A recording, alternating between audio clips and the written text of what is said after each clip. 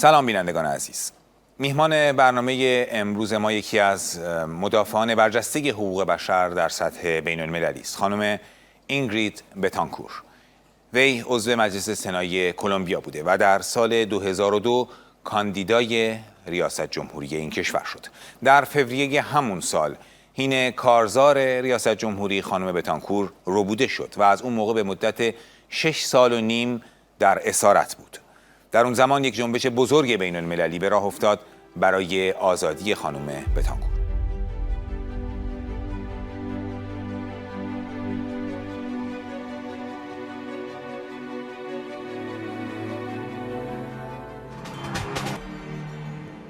Only a few years ago, nobody knew her, but Ingrid Betancourt has become a household name in France.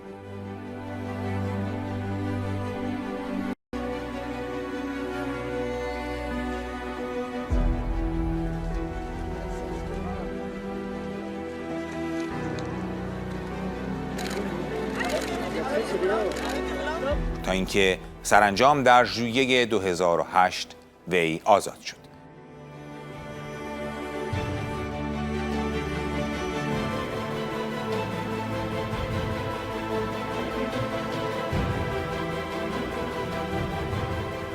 مدتی بعد از آزادی ایشون وی با شرکت در گردهمایی‌ها و اجلاس مقاومت که اولین بارش در سال 2010 بود به یکی از سرسخت‌ترین مدافعان و بزرگترین حامیان مجاهدین و اشرفی‌ها و مبارزه مردم ایران برای آزادی تبدیل شد. ایشون امروز میهمان برنامه ماست. سلام خانم بتانکور. به برنامه ما در سیمای آزادی خوش آمدید. Merci, c'est un grand plaisir. Merci de m'avoir اجازه بدید نخست قطعه‌ای از یک سخنرانی شما رو در کنفرانس مقاومت ایران در 19 آذر 1390 ببینیم که شما در اون گفتید مبارزه برای اشراف مبارزه برای آزادی است. این قطعه رو ببینیم و بعد از شما سوال خواهم کرد. On regarde ça et après je vous demande mes questions. D'accord. Donc, aujourd'hui, être ici, c'est être là où il faut être.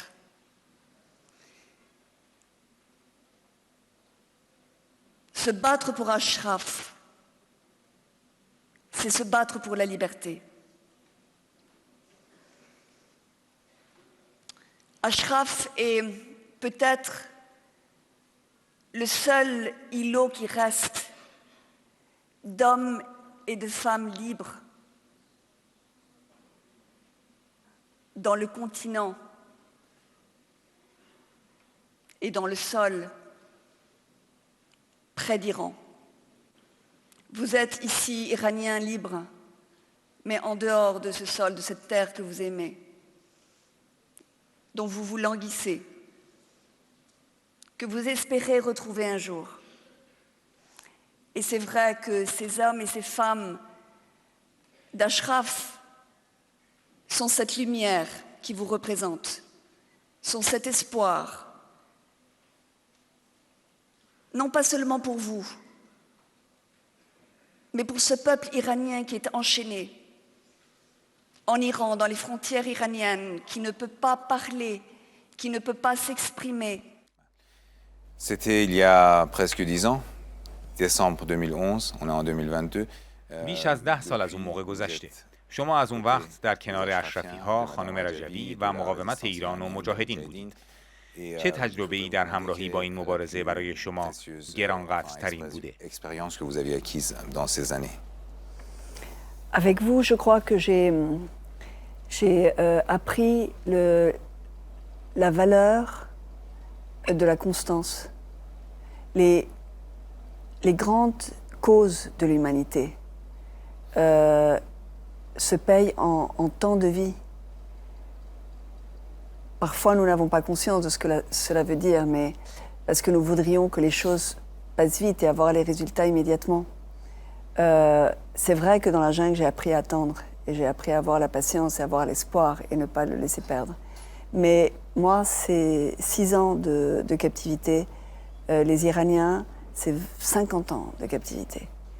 Et quand je réfléchis à cela et que je vois votre mouvement, votre organisation, votre plateforme, le courage que vous avez dans vos vies, la cohérence de ce que vous dites, de ce que vous pensez et de comment vous vivez. L'acharnement à vouloir lutter, même malgré, enfin, avec des sacrifices de vie impressionnants pour la liberté de votre pays, de votre peuple. Et puis, cette leader extraordinaire que vous avez, qui est l'âme de la résistance, Myriam Radjavi, que j'aime énormément, c'est comme une sœur pour moi. Eh bien, j'ai appris ça. J'ai appris qu'on a besoin de tout cela pour pouvoir tenir.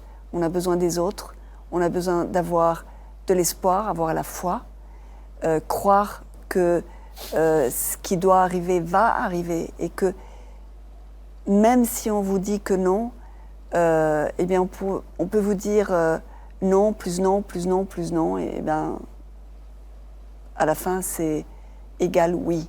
Et je sais que votre attente, c'est comme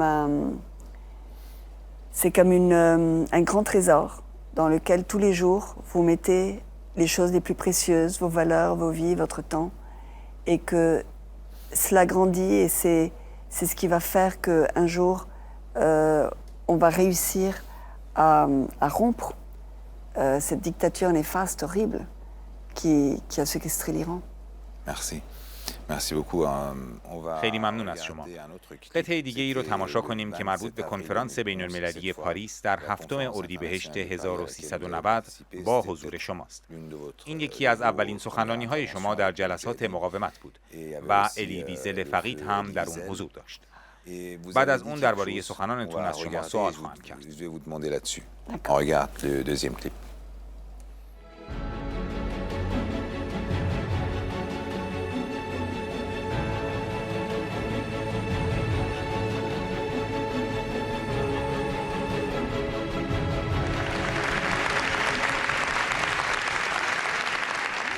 When I began my research, trying to know what was happening in Ashraf, I found an incredible amount of information that just made me uncomfortable. I can understand why the people that want to harm your ability to fight for freedom in Iran want to point to you as a sect movement or as a cult, because perhaps that's what they want you to be and that you're not. Because perhaps it would be easier to fight you if you were just a cult. Because, of course, what we're debating here is propaganda, defamation, in order to just impede that you, as a movement, could want the possibility of freeing Iran and bringing democracy and light to your beloved country. Avant de rejoindre la résistance iranienne, vous avez enquêté sur les mujahideen. قبل از حمایت از مقاومت ایران، شما درباره مجاهدین تحقیق کردید. درباره تهمت‌هایی که متوجه اونهاست تحقیق کردید. میخواستم مقداری درباره این تحقیقات به ما توضیح بدید و همچنین بگین که به نظر شما هدف کسانی که اتهاماتی مثل فرقه رو علیه مجاهدین مطرح می‌کنند چی است؟ Eh bien, quand j'ai été approchée par votre organisation, je n'avais aucune connaissance de ce que c'était. Et je suis très méfiante. Et je suis très méfiante d'abord de nature, mais aussi mon expérience de vie et ma captivité a fait que je mets tout en doute et j'ai besoin, comme Saint Thomas, de mettre mon doigt, de voir ce qui se passe et de me faire une idée propre. Et donc, j'ai commencé à chercher. Et aujourd'hui, qu'est-ce qu'on fait? On cherche sur le net. Donc, je suis allée voir les informations qu'il y avait. Et là, j'ai été impressionnée. Parce que je me suis complètement écrasée contre un mur d'informations. Toute information négative contre l'organisation qui disait des choses très précises. Il y avait toute une propagande. Aujourd'hui, je parle de propagande, mais en ce moment, au moment où je lisais, pour moi, c'était de l'information, je ne savais pas d'où ça venait. Et je lisais un petit peu les sources, il y avait des journalistes qui écrivaient d'Allemagne, qui écrivaient des États-Unis, qui écrivaient un petit peu de partout, et moi je lisais. Et il parlait d'une organisation qui était une organisation terroriste. Terrorisme, je connais. Ouais. Je connais très bien les organisations terroristes, donc je vois très très bien comment ça fonctionne, les mentalités, la façon de parler, de discuter. C'est très clair dans ma tête. Il parlait d'un culte de personnalité et il faisait de Myriam Radjavi une espèce de prêtresse un petit peu mégalomaniaque qui tenait des gens autour d'elle et qui les manipulait. Et ça aussi, je connais.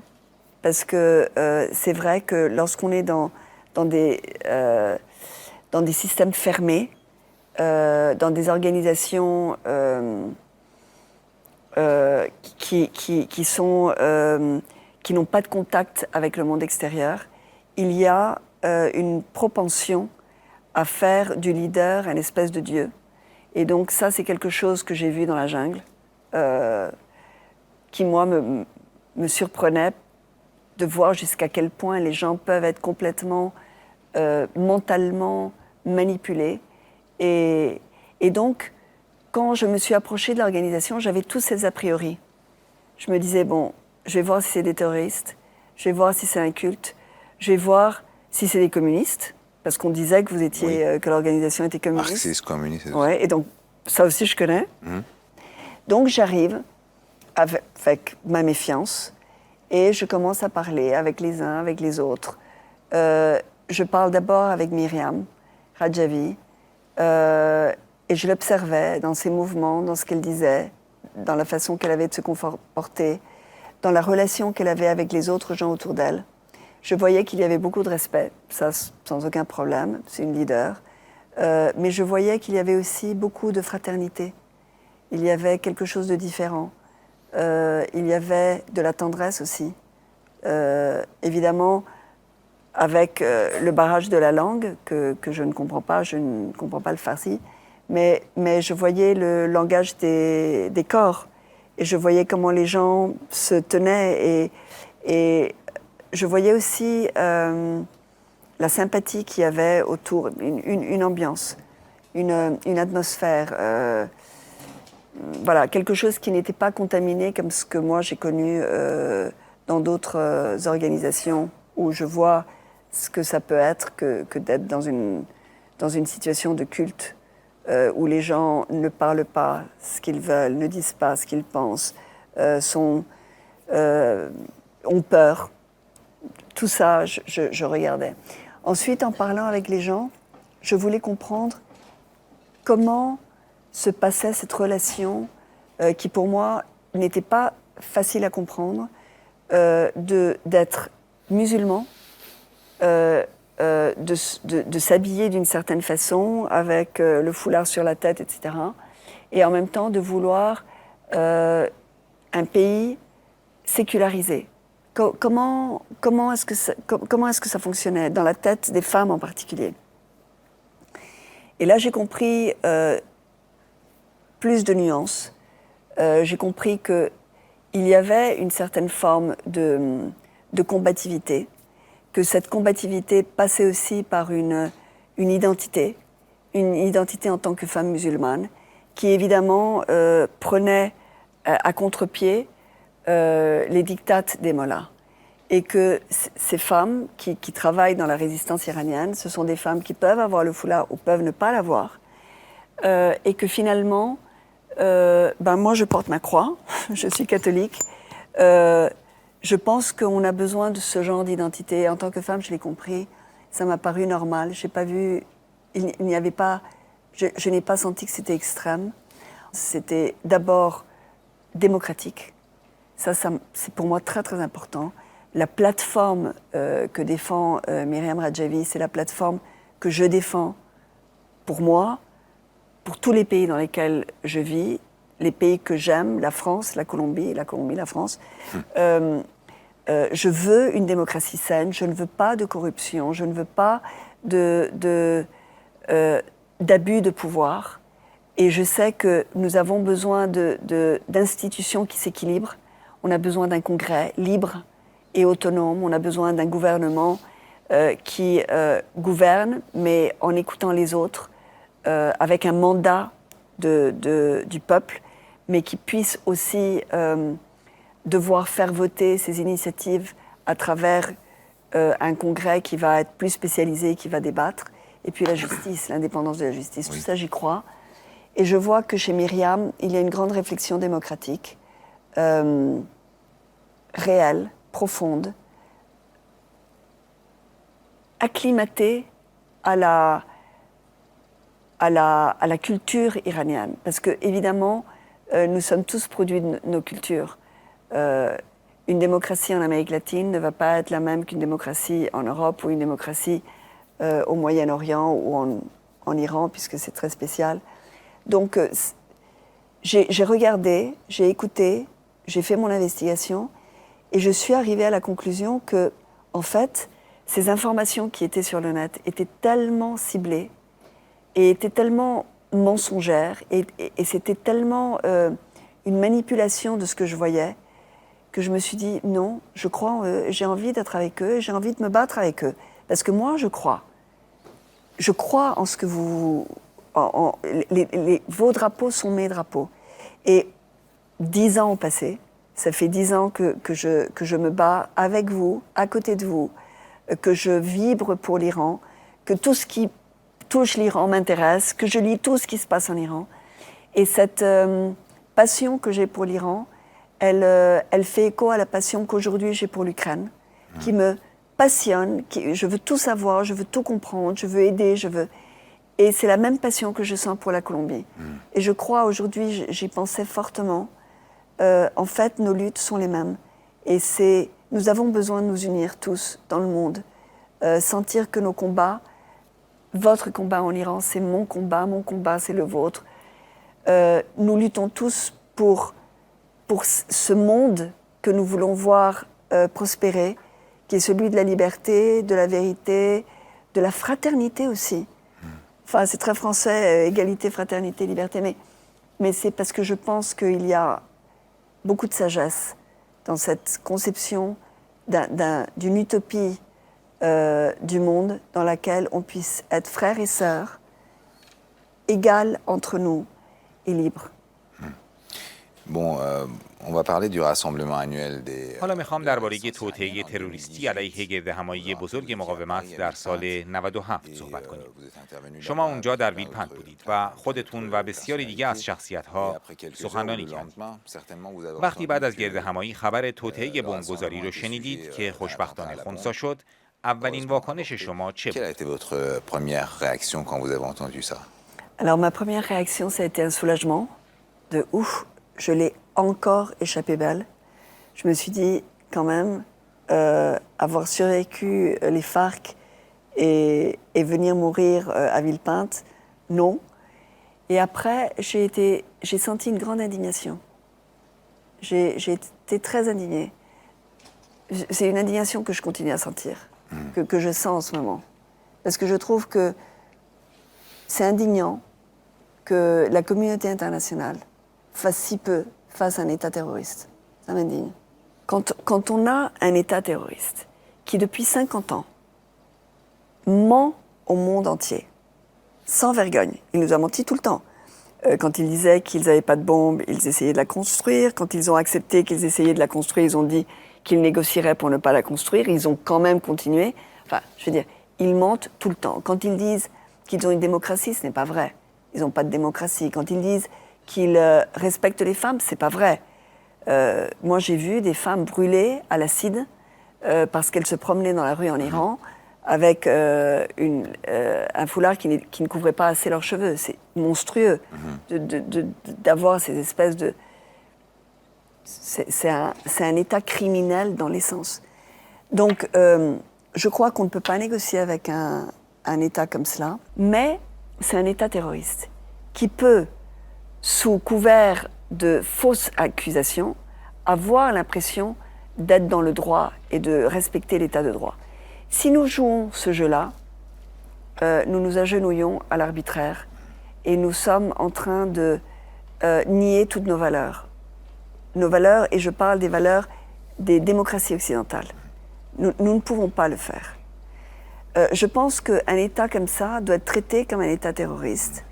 سوال دیگرم از شما درباره جایگاه زنان در مقاومت ایران است که بارها در سخنرانی‌هاتون درباره اون صحبت کردید. ارزیابی شما از حضور زنان در رهبری این مقاومت چیست؟ Alors, je pense que d'abord, dans le monde, il y a beaucoup de misogynie. Et dans la politique mondiale, la femme a du mal à trouver son espace. C'est quelque chose, c'est pas une question de religion, ce n'est pas une question de culture, c'est une question de, je pense, de la façon dont le pouvoir établi a été pendant des siècles aux mains des hommes et qu'il y a une résistance à voir que les femmes entrent en politique. Alors, la critique pour les femmes est toujours la même. C'est toujours une question personnelle, ce n'est jamais sur ses idées. On n'attaque pas les femmes sur l'idée des femmes. On attaque les femmes sur la façon dont elles se comportent. Et ça, c'est partout dans le monde. Moi, je viens de faire une campagne présidentielle en Colombie. Ça me faisait rire. Enfin, rire entre guillemets, mais je voyais que les idées que je défendais étaient inattaquables.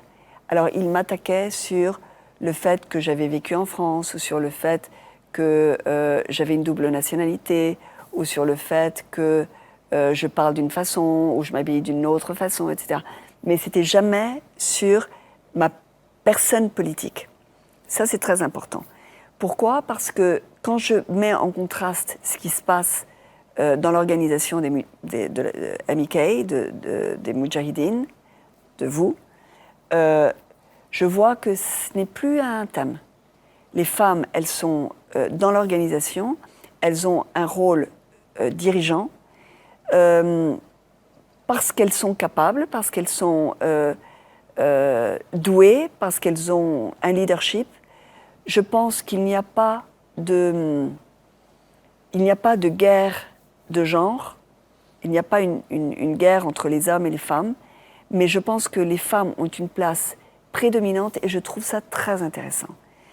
Parce qu'elles sont prédominantes parce qu'il faut travailler et qu'il faut que tout le monde travaille et que donc les femmes travaillent comme les hommes. Je pense qu'on oublie cette inégalité de facto que l'on voit de par le monde.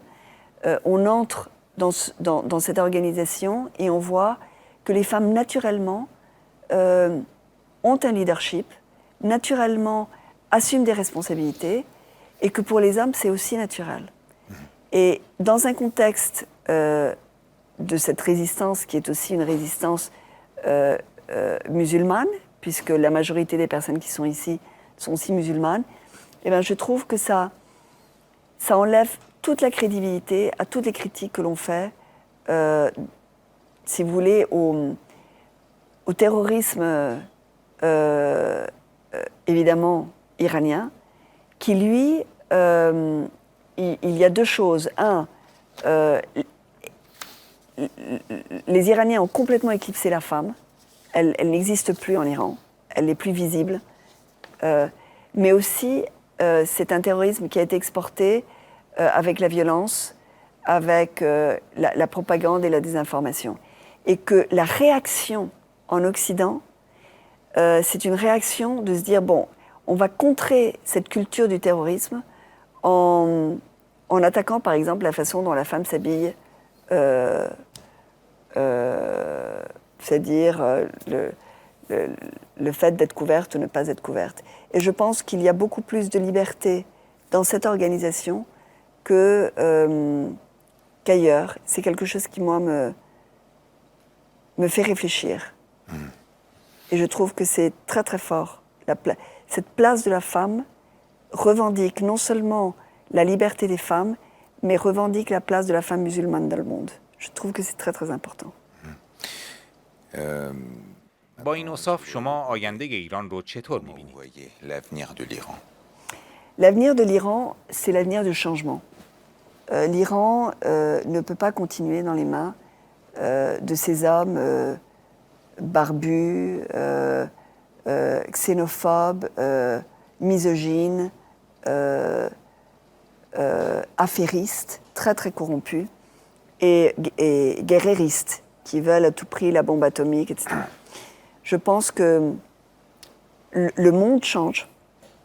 Nous sommes en train d'entrer dans une autre ère, et c'est le pari que j'ai. Je pense que nous vivons dans une situation angoissante, parce que nous voyons beaucoup de choses qui sont difficiles dans le monde, mais je crois que le monde va vers la lumière, va vers la liberté, va vers un changement très très profond des mentalités. Et je pense qu'il y a des choses qui nous aident, c'est le changement climatique, c'est la pandémie et c'est la guerre d'Ukraine et de la Russie. Ça nous dévoile les urgences du monde et pourquoi nous avons besoin de nous unir pour faire le bien. در پایان این گفتگو پیام شما به مردم ایران که این مصاحبه را از سیمای آزادی تماشا خواهند کرد و شما را بارها در سالهای اخیر دیدند چیست؟ Alors, à mes amis, frères et sœurs iraniens, certains vont comprendre mon français, d'autres devront écouter cette traduction. Mais je voudrais leur dire une chose, c'est que l'union fait la force.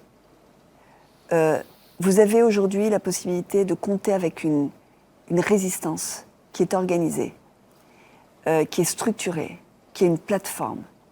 Vous n'êtes pas en train de vous battre dans le vide. Il y aura une transition.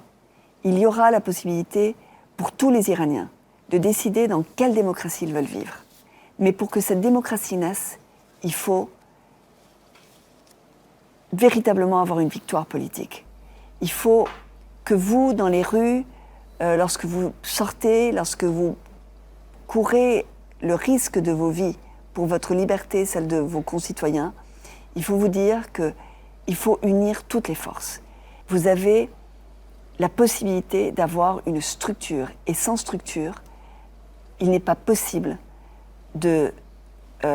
d'émettre la dictature des mollahs. Et il faut une structure non seulement à l'intérieur, mais aussi à l'extérieur, pour que nous puissions, nous, de tous les pays du monde, vous aider, vous soutenir à travers cette structure. C'est pour ça que je suis là. C'est pour vous dire qu'on est là, tous ensemble, unis, de par le monde, et que c'est avec cette résistance que nous allons démettre la dictature des mollahs, vous rendre votre liberté, vous permettre de choisir votre démocratie, et vous, à partir de là, vous choisirez qui vous voudrez. Mais d'abord, revenons à la démocratie. خیلی ممنون خانم بتانکور. از طرف خودم، از طرف سیمای آزادی و همه بینندگانمون در ایران و سراسر جهان از شما تشکر. Merci infiniment. C'est un plaisir d'être là.